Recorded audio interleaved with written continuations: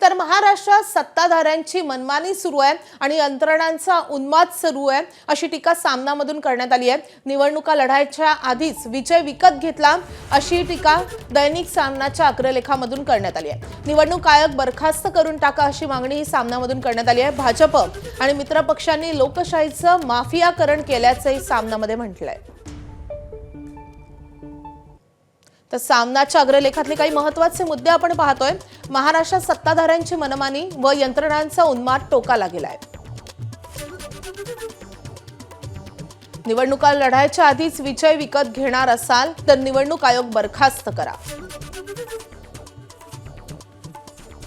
70 जागांवर एकही मत पडले नाही आणि तरीही तिथे सत्ताधाऱ्यांनी निवडणुका जिंकल्या।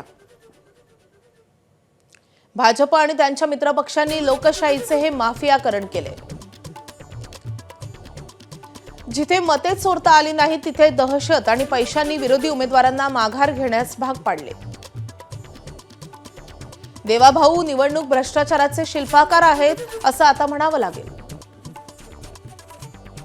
भाजप हा दुतोंडी गांडुळांप्रमाणे वळवळत आणि बोलत असतो।